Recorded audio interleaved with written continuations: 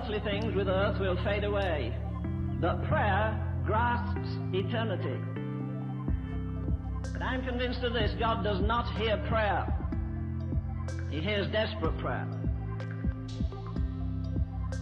Prayer is not a position whether you kneel. Prayer is not a position, it's a disposition. You get to the place where you'd rather sweat, you'd rather weep in His presence than laugh in anybody else's presence. You'd rather God whisper a secret into your heart that breaks you than somebody give you the prizes that all the world covets. Prayer is almost the greatest human privilege that we have.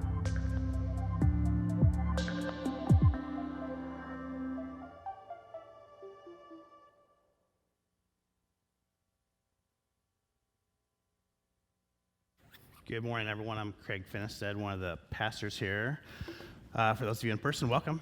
It's great to see two-thirds of your face, and I'll trust the other third is, or two-thirds is smiling and happy and glad to be here. We do come in all different positions. Some of us have come this morning, and it's a good day. It's a blessed season of life. Some of us have come today, and we're dealing with some issues, and God meets us all where we're at. For those of you online, thanks for joining us as well. There's a lot of you on today, so just pray that during these next 30 or 40 minutes that we can just focus, and regardless if you're in your car, in your living room, at your office, at the gym, wherever, that just God speaks to you. Put in the comment section just how God is speaking to you. That's one of the ways you can worship together. And hey, those of you online, if you can figure this out why I'm talking, I want you to put this in the comment section as well. See if any of you can figure this out. So Denzel Washington is one of them.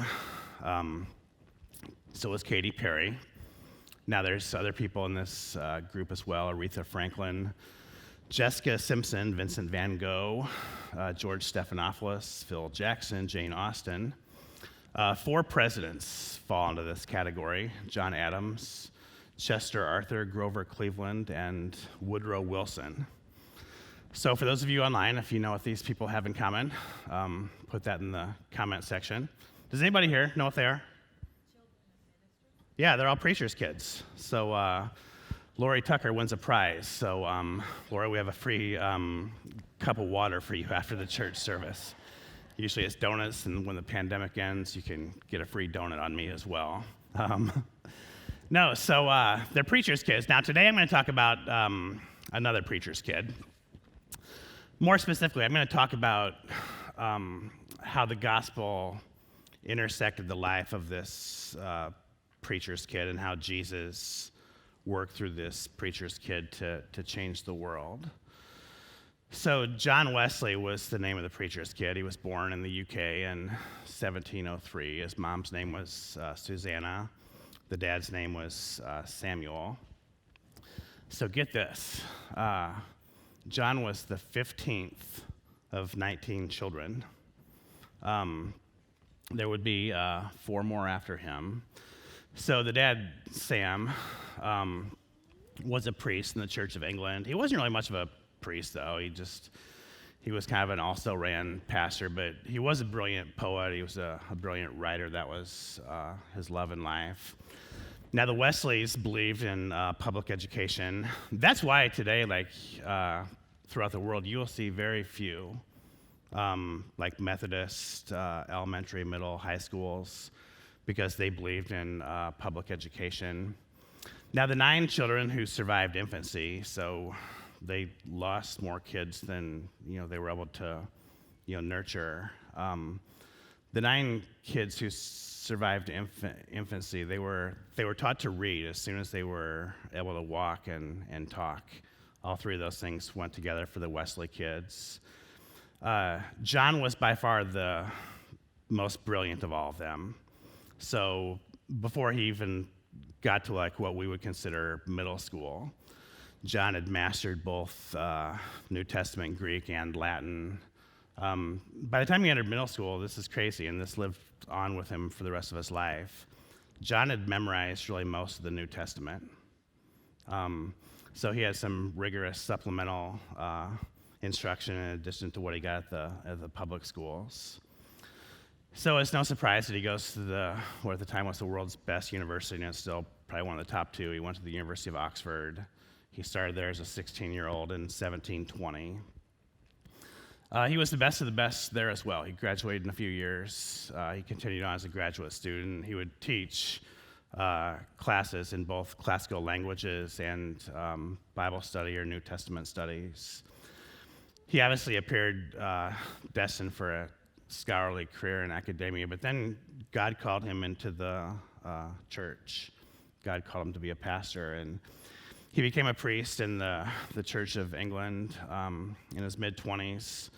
He went to his first church. It wasn't too far from where he was born, and it was there at the church that he developed like this rigidly methodical way of practicing Christianity, and he believed at the time, his belief would later change, but he believed at the time that this strict obedience is what would earn him eternal salvation with God. He intensely studied the scriptures. He lived a life of extreme, like almost poverty, let's call it sacrifice at least, just so that he could give more money to poor people. Wesley, he sought after holiness in life. So in his first church, like many of us in our first church, it didn't work out so well. The people just didn't really care for him. They thought he was a little bit too hardcore, and by his late 20s, he went back to Oxford. It was there he continued studying, but he also developed what the people at Oxford, they called it the Holy Club. So he found people that their main intention in life was going to be to just grow in their walk with Jesus Christ, to take their Christianity like so devout. Now, some of you are in a house church, and I hear you complain that 1 hour once a week is a little bit too much. So Mr. Wesley would say you just got to deal with it. His group met 3 hours per night, 7 days a week, from 6 o'clock to 9 o'clock. They prayed together. They studied the scriptures together. They shared with each other. In addition to that, they would pray several minutes on the top of each hour for a specific thing. Now, the large church at the time was becoming more secular. We're already seeing like the secularization of Europe at this time, and the Church of England required that the people go to church 3 times a year. Wesley required people in the Holy Club to take communion and to worship every week, no exceptions. They fasted on Wednesday and Friday, and this was not the intermittent fasting to lose weight. This is like a spiritual discipline to prove that we can't live by bread alone. They were relentless, like in visiting prisoners and sick people. Like this was like not part of their life. This was their life. So what he did in 1730 is he developed a list of 21 questions, and eventually there'd be like what we call house churches, small groups. He called them, bands and classes all over the UK. And they would ask themselves these 21 questions for individual and for group reflections. Now, this would become an essential part of what is now known as the Methodist movement. And here's a sample of some of them. And you're going to get this book when you leave. And for those of you online, you can come to the church and get this book, or you can download it online as well at weomaha.com/TheChallenge.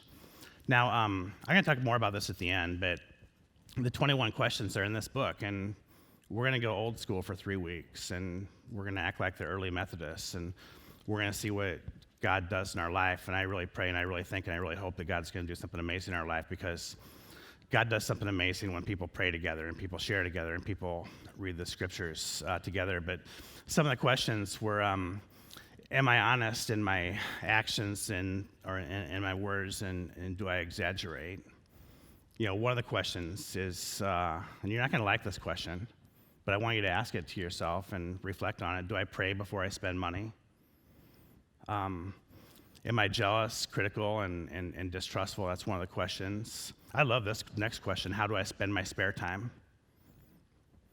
I'm excited about the day that we get to read and reflect on that question together. I'm excited about the day my kids get to read and reflect on this question. Do I grumble or complain constantly? So, like, these are questions that are going to add to our life. And there's two events that shaped Wesley's life. There's two events that shaped Wesley's life more than anything else. The first would have happened in 1739. So Wesley was sent by the Church of England to be a missionary in what we would call now like Savannah, Georgia. So Wesley didn't really want to go. He liked it in the UK. He wasn't thrilled about traveling on the ship, but he was obedient. He was faithful. He goes on the journey. On the journey, he's on the ship with a bunch of Germans. There's a name for this band of German people. They're called Moravians. They took their religion very seriously as well. They were known as pietists. And Wesley admired them for the deep faith. Now, one night, in the middle of the sea, the middle of the Atlantic Ocean, there was a violent storm. And the mast, it actually fell off the ship. Now, what do you do if you're in the middle of nowhere on some old wooden, creaky boat? The mast falls off the ship. All of a sudden, you go into panic, and that's exactly what Wesley did. He was freaking out that this was how it was going to end. Now, he looked at the German Moravian pietist, and this is what changed his life. He didn't see any panic. What he saw was faith and prayer. They were as calm as the ocean would be on its calmest day. They were singing hymns to God. Like the storm around them, it had no effect on them. And all of a sudden, like Wesley, like he wanted what they wanted. Like as far as like knowing up here, like there was no one that exceeded him. He knew the languages. He memorized the New Testament. He studied at the best school, and he was the best student. He was the best teacher. But when the mast fell off the ship, he learned from the German Moravian pietist. Now, it did not work out for him in the United States. He left shortly after he got here. Went back. He actually hooked up in London with some of the German Moravian pietists. So the second event that changed his life, and it's actually kind of a continuation of the first event, there was a Moravian prayer meeting in London on Aldersgate Street in this place called the Upper Room. About 8:45, Wesley writes about what happened in his journal. And here he says, I felt my heart strangely warmed. I felt I did trust in Christ alone for my salvation. And an assurance was given that he had taken away my sins, even mine, and saved me from the law of sin and death.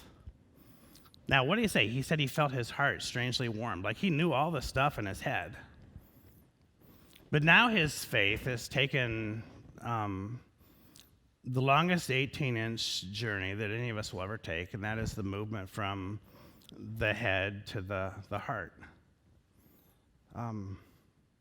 Now he understood what it meant, like when the mast falls off the ship in the middle of the storm, what it means to pray and to sing hymns and to realize that God is the one in control. Faith is no longer an intellectual exercise for him, but it's a matter of the heart. It's an affective experience. Now, Wesley, after this, had a new zeal and a new passion for ministry. He had some when he began, and now it was like totally revolutionized. And this passion and this zeal, it often put him at odds with the leadership of the Church of England. Wesley wanted to share the Gospels with the masses. The Church of England, they wanted like a formal, organized religion. Wesley wanted to save souls. The Church of England wanted to preserve its beloved institution. So later in life, the Church of England and Wesley parted ways. It wasn't his choice. They made him part ways with them. But it didn't really matter to Wesley because his primary call in life was not to be a priest in the Church of England. His primary calling in life was to share his faith with the coal miners, with the men and the women in the corner pub, the farmers and the factory workers. That was more important to him than being part of the national institution. So Wesley founded the Methodist movement. He did not name it.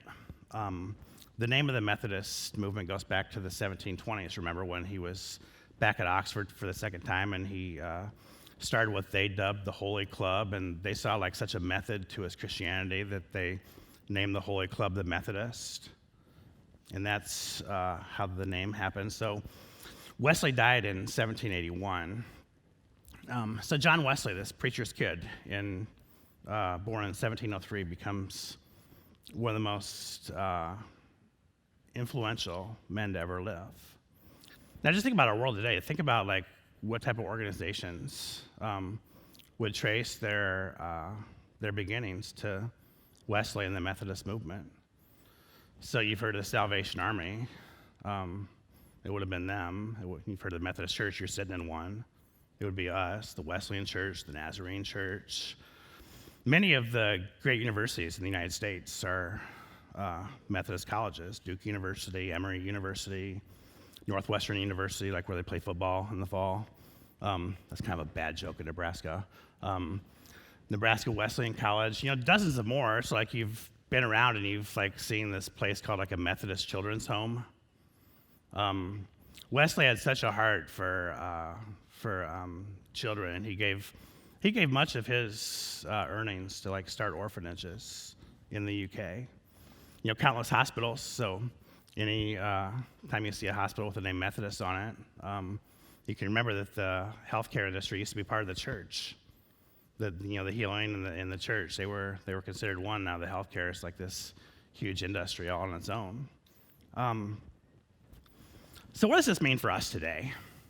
Like that's your 10-minute history lesson on John Wesley and how Methodists got started. But what does this mean for us today? And I would say more importantly, what does this, and I'll get to this in a little bit, what does this mean to us over the next 21 days? So if Wesley could say some things to us today, and I've been thinking about this all week, and I've been thinking about like how Wesley's life intersected the gospel and how the gospel intersects our life. And I don't think things have changed here in the United States in the year 2020 in how they were different from like the UK back in the 1700s, and how they're even different from the time that Jesus was alive in the Middle East 2,000 years ago.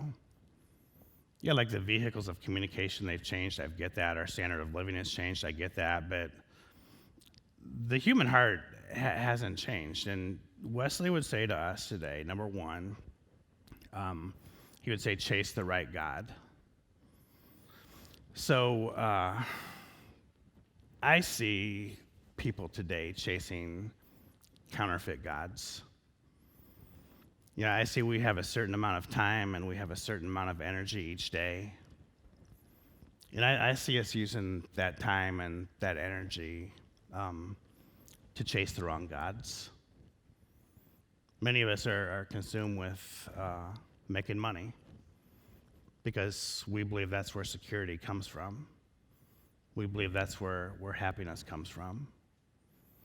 I see as a parent of an 8th grader, as a former soccer coach, I see that like kids sports specifically and sports in general are one of our counterfeit gods.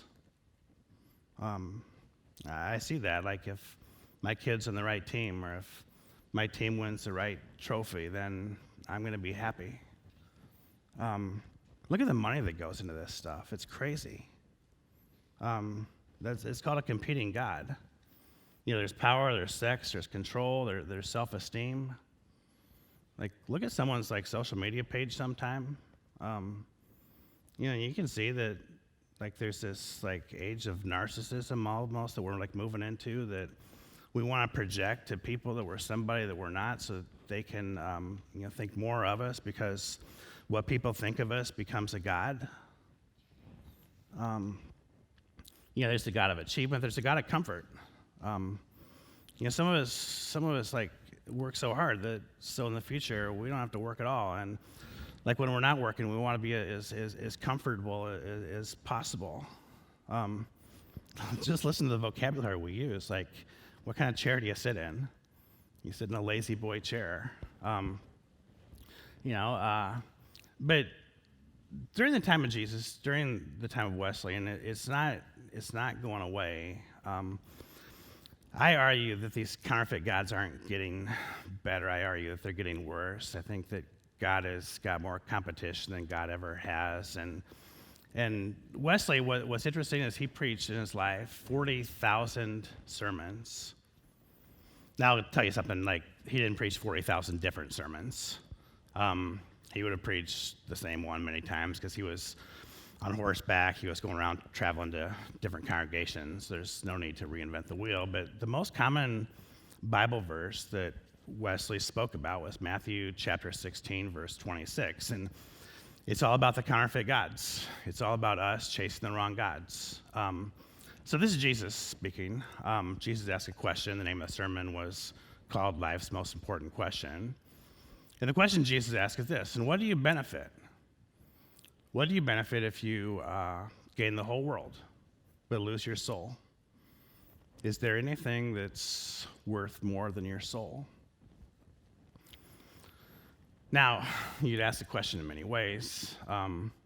What do you benefit if your kid's team wins the trophy but you forfeit your soul? What do you benefit if you move into the dream house and live happily ever after but you forfeit your soul? What do you benefit if everybody loves you but you forfeit your soul? What do you benefit if you control everybody around you but you forfeit your soul? Now, Jesus saw money as God's specific rival. Wesley saw it as God's specific rival, and I would see it as God's primary rival today as well. Now, at the time, Wesley had a huge income. He had a lot of money coming in. I'll give you a hint. It's not because he was a pastor. Like, that's not how you do it. Wesley was a very well-known author. Yeah, so they would publish his sermons, and these books would sell off the shelf, and there was a lot of money coming in. And Wesley, he wrote about money in one of his journals. He said, when I have money, I get rid of it quickly, lest it finds a way into my heart. This was like a spiritual decision for him. He's asking himself that question, one of those 21 questions. It's like a question for him. What does it profit to gain the whole world but forfeit your soul? For him, it's kind of probably like an alcoholic.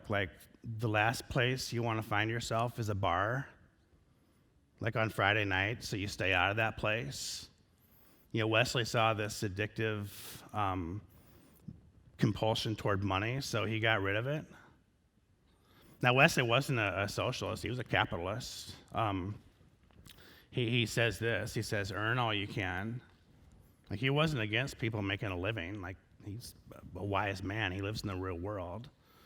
Earn all you can, save all you can, and give all you can. That's his advice on how to get rid of this counterfeit God, this false God of money that will make promises that it simply cannot keep. Now, that what you see on the screen right there is great advice. It's timeless advice. So let's go to the second of four things Wesley would say to us this morning.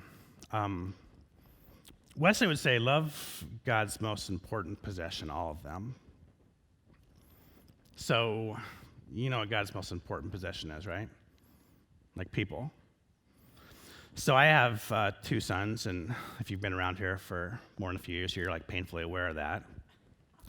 Those of you who are new, I have two sons. One's a sophomore in college, one's an eighth grader, and if you treat me well, I appreciate that. Many of you treat me well, and I really appreciate that. But do you know what actually is more important to me than treating me well? Is treating Benjamin and David well. When I see someone investing in them or going up and talking to them or asking them how their school is or how their lacrosse is or whatever, you wouldn't believe how much that means to me because you're loving what's most important to me. Now, let's use this as a metaphor. My love for the kids is pretty darn imperfect. I do my best, but it's not perfect. Now, God's love for us, we're all his children, it is totally perfect. Now think about like when we treat all other people well, not just the ones that are easy for us to treat well, not just the ones that we agree with, but when we treat all these possessions well, like what that does to God's affect. And think about that, like when we treat another person poorly. Maybe it's something we write or something we say or something we do. That's going to break God's heart. Just like it breaks your heart when someone treats your kid poorly. Now, I have this new little book this year. It's called the Monk Manual. I used to use this thing called like your Best Life Daily Planner, and it's like one of those 90-day planners. Put your to-do list, your calendar, but I wanted to start using this Monk Manual because I just saw an ad for it, and it like gives you a chance to reflect at the end of each day and also at the beginning of each day. So you wake up and like I write down 3 things that I'm grateful for, and if I can't think of 3 things, I fill it out throughout the day. And then at the end of the day, it says I felt unrest when, and then like I'll write that down. And one of the questions that I ask each day is I can serve others by, and it gives you a little place for reflection. And I felt best when, and at the end of the day, I write that down. So I'm on this Facebook group on how to use this book, because it's kind of a tricky little book, and I've really enjoyed the group. I thought it's really cool to kind of learn like how others have been blessed by it. So then on Wednesday, it was actually Thursday, it was after Wednesday, and someone posted in the group that I'd like to know how you use the Monk Manual to process, the events of yesterday, and specifically talking about like the things in Washington, D.C. So I was interested. I started reading it, and after about 4 or 5 posts, I stopped reading it because like all these people who were trying to reflect and make their lives better and make other lives better, they didn't get what Mr. Wesley's telling us this morning. It got toxic faster than anything could get toxic. It's crazy, right? I'm going to read you like this really obscure passage in 2 Kings, chapter 10, verse 15. And here the scripture tells us how to deal with people that we don't necessarily see eye to eye with, people that we might have a little bit of a messed up path with. So like, I'll just read it and I'll explain it. So then when Jehu left there, so Israel's in a spot of bother here, and when Jehu left there, he met Jehonadab, the son of Rechab, coming to meet him. So these two would have, at least their clans would have had like a storied past, but they certainly would have had a common goal. So he asked him, is your heart right with my heart as mine is with yours? And then Jehonadab answered, it is. When Jehu said, if it is, then give me your hand. So Jehonadab gave him his hand, and Jehu took him up into the war wagon or chariot with him. So I love this little text. I'm going to explain it to you. So let's see. Let's say that, well, you like the Vikings, right, Alex? So that makes me and him a lot different because I like the Packers. There's like a cat and a dog. Like, so now I would ask Alex the question, is your heart right with my heart as my heart is with your heart? And, give me your hand. And he and I are friends, despite the fact that we don't like the same football team. Now, I'm guessing, just based upon the numbers of you watching online or the numbers of you here this morning, if I would reveal my political party, and I could find someone, just because like half of us are one party and half of us are the other party, are you in this party or you in this party? And so we would disagree on that, and I would ask you the question, is your heart right with my heart? Is my heart as with your heart? And if so, then give me your hand. And I know that you would join my hand and we would move forward together, despite the fact that we're in different political parties. Wesley, he said, though we cannot think alike, may we not love alike? May we not be of one heart, though we're not of one opinion? With all doubt, we may. That's one of the things I love about this church is it's a diverse church. Like, I've talked to y'all. We got progressives, that are way over here, and we got conservatives who are way over here, and we got a lot of us that are in the middle, and we got a lot that just don't really care about that type of stuff. They're just trying to live faithfully day by day. And to me, it's really cool when we can all say to each other, is your heart right with my heart? Is my heart is with your heart? And if it is, then give me your hand and let us walk forward together. It is one team and not opposite directions. It is scattered individuals. So there's this guy that Wesley had an issue with. His name was George Whitefield. So if you've studied British history or even religious history, you know who George Whitefield is. He was with Wesley, one of the two driving forces of the Great Awakening in Europe in the 1700s. Now, George Whitefield and Wesley were co-workers at one point. George Whitefield goes to the main continent. Wesley stays in the UK. They come back, and Whitefield all of a sudden believes in predestination and election. Wesley never went there. So they had this big feud over this belief in the church. So one day someone asked George Whitefield if he would see John Wesley in heaven. And Whitefield's response is profound. He says, no, I won't see John Wesley in heaven. John Wesley is going to be so close to Jesus that the light is going to be so bright that nobody will see John Wesley in heaven because he's so close to Jesus. Now, wouldn't it be really cool if someone who disagreed with you thought that highly of you? So yeah, I don't get Bob, but I'll tell you what, if I ever need anything, I know that Bob's going to be there for me.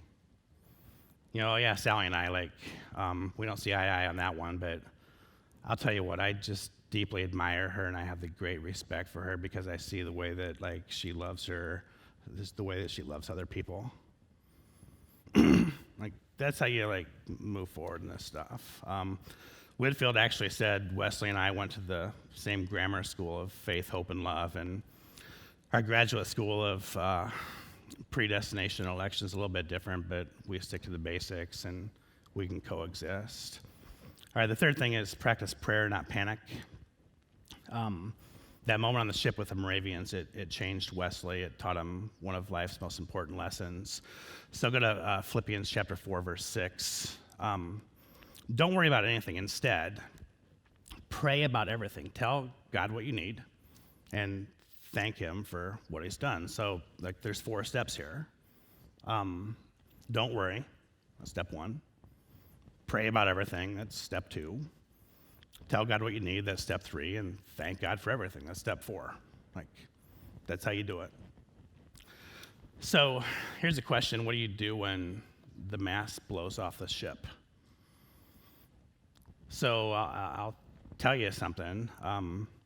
Your mast is going to blow off your ship. It already has. It might be now, and it certainly will in the future.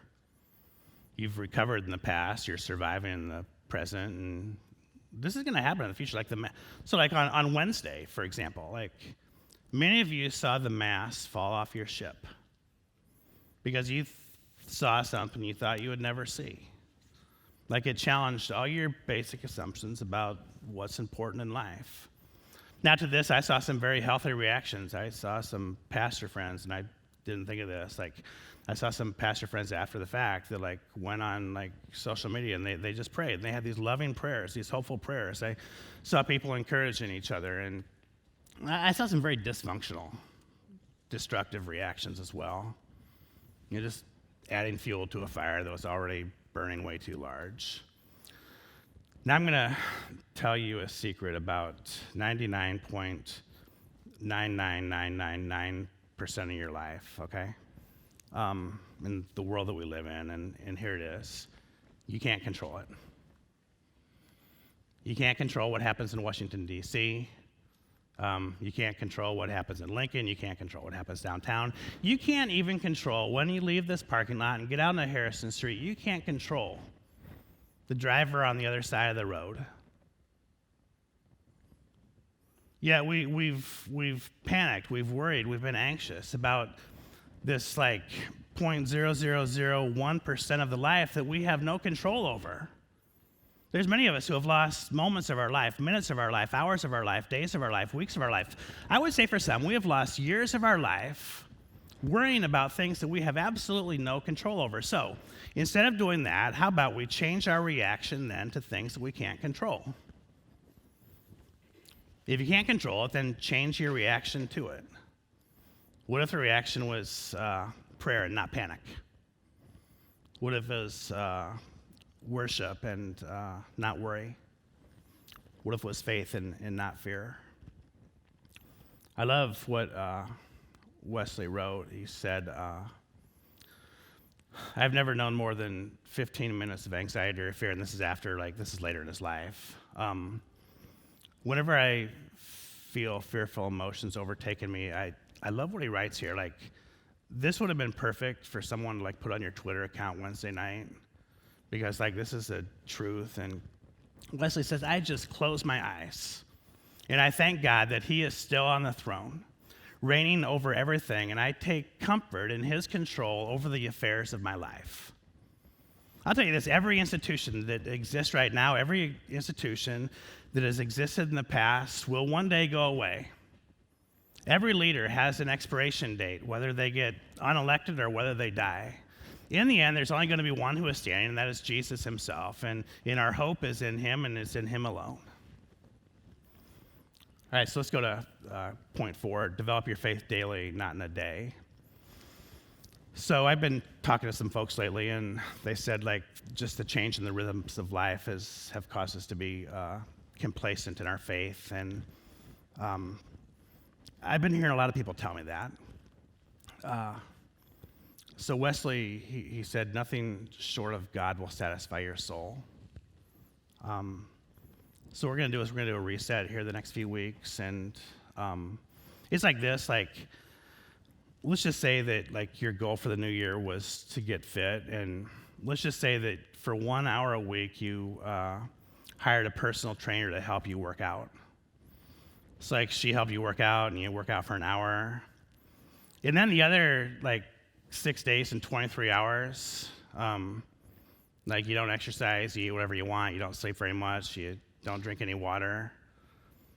Is that 1 hour a week like gonna do much good for you? All right, y'all see where I'm going with this? So like you come here and like as good as I am, that's a joke. Like we do our best, but like this 1 hour, like it's great, and I hope it like gets some people through the week, and I hope it's a catalyst. But what does Wesley say?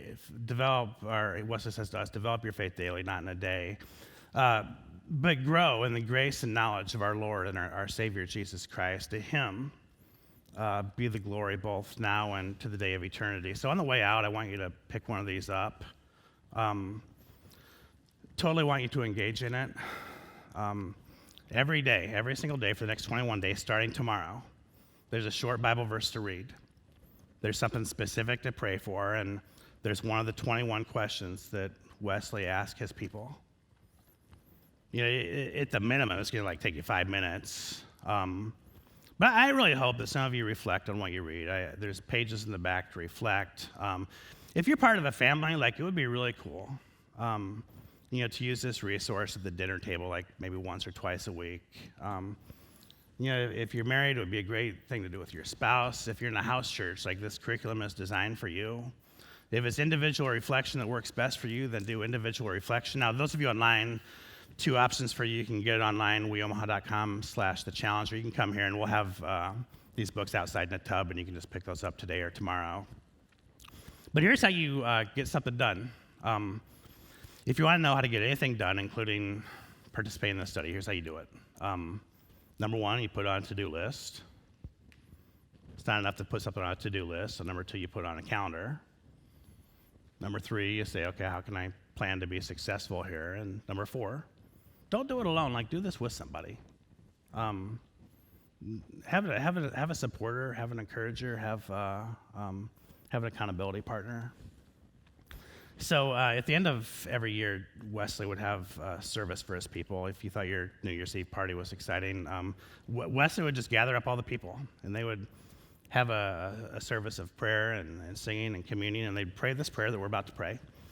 So I invite all of you at home with us, and those of us who are here. The words are going to be up on the screen. It's also on the card you got this morning. On one side of the card is the Wesley Covenant Prayer, and the other side is the 21 questions.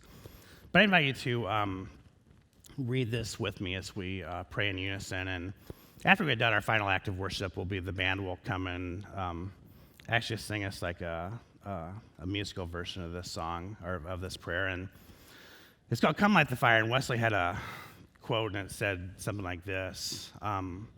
The true evangelist, what he does is he sets himself on fire, and other people watch him burn. And what that means is it's like they'll see the passion, they'll see the energy, they'll see the commitment through the life that's well lived. So let us go to God and let us pray. I am no longer mine, but yours. Put me to what you will. Place me with whom you will. Put me to doing. Put me to suffering. Let me be put to work for you, or set aside for you. Praise for you or criticize for you. Let me be full. Let me be empty. Let me have all things. Let me have nothing. I freely and fully surrender all things to your glory and service. O now, O wonderful and holy God, creator, redeemer, and sustainer. You are mine and I am yours. So be it. And the covenant which I have made on earth, let it also be made in heaven. Amen.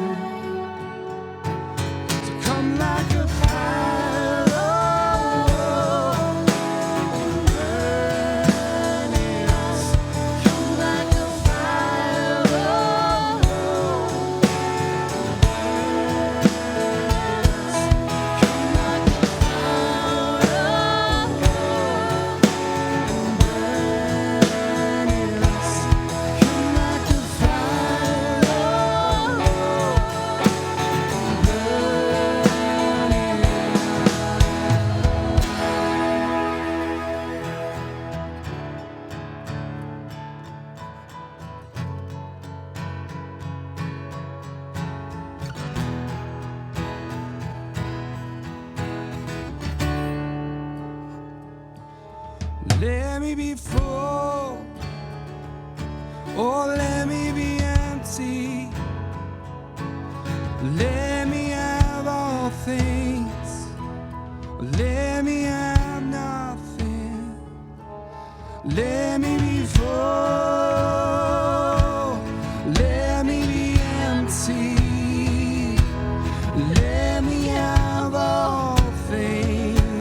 Oh, let me